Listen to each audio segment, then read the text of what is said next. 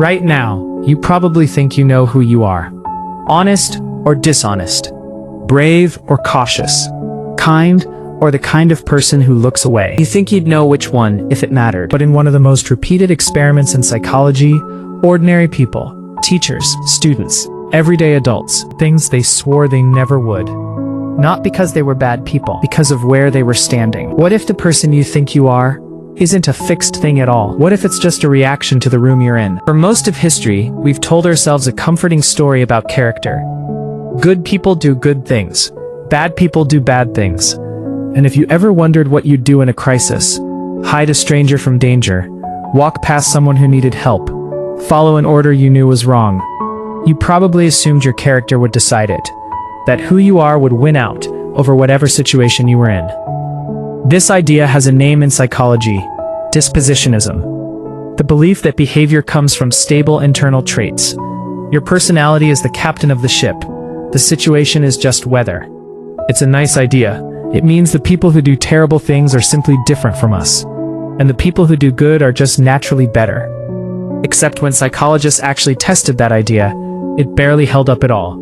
In 1961, a Yale psychologist named Stanley Milgram set up a simple experiment. A volunteer was told to deliver increasingly painful electric shocks to another person every time that person got a test question wrong. The shocks weren't real, but the volunteer didn't know that. Milgram wasn't testing cruelty, he was testing something else entirely: how far ordinary people would go, simply because someone in a lab coat told them to continue. Before running it, Milgram asked psychiatrists to predict the results. They estimated that only about 1 in 1,000 people would go all the way to the maximum, most dangerous shock level. Surely only a rare, disturbed personality would do that. They were wrong by an enormous margin. The majority of participants continued all the way to the end.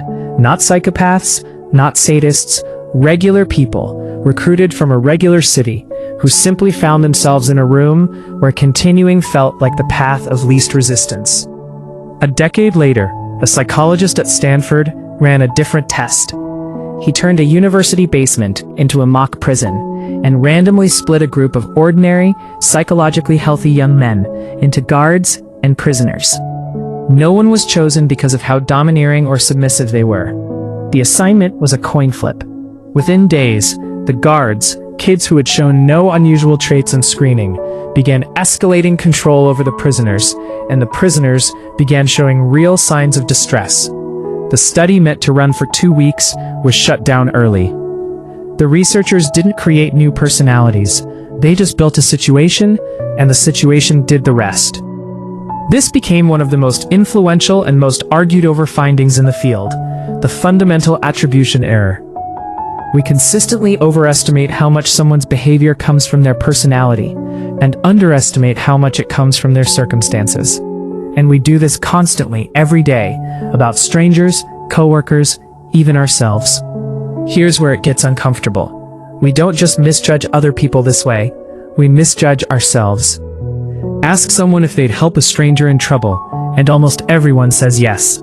But in a well-known real-world test, researchers had people drop papers in front of passers-by under different conditions, sometimes with a rushed, urgent framing, sometimes without.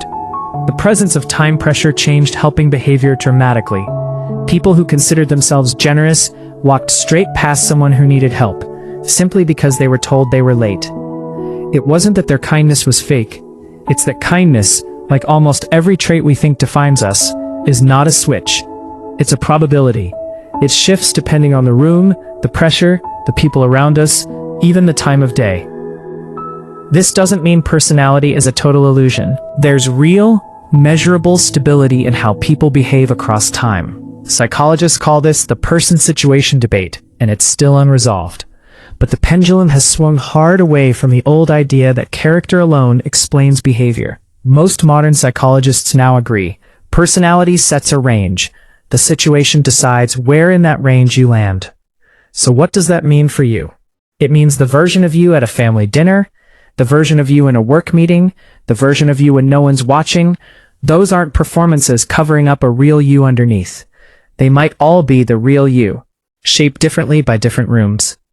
It means the stranger who did something cruel under pressure might not be a fundamentally cruel person. They might be you, on a different day in a different room. And it means the moments you're proudest of, the times you were patient, honest, brave, might have had less to do with your character, and more to do with the fact that that day, the room let you be your best self. This isn't an excuse. People are still responsible for what they do. But it changes the question we should be asking. Instead of, what kind of person are you? Maybe the better question is, what kind of rooms are you usually standing in? We like to believe our character is a fortress, solid, permanent, immune to the weather around it. But the data says something quieter and a little more unsettling. Character isn't a fortress, it's a shoreline. It holds its shape most days. But push hard enough water, from the right direction, and the whole coastline moves. You are not one fixed person waiting to be discovered. You are 100 possible people, and the room decides which one shows up. The next time you're sure of what you do, ask yourself what room you're imagining yourself in, because the answer might change the moment the room does.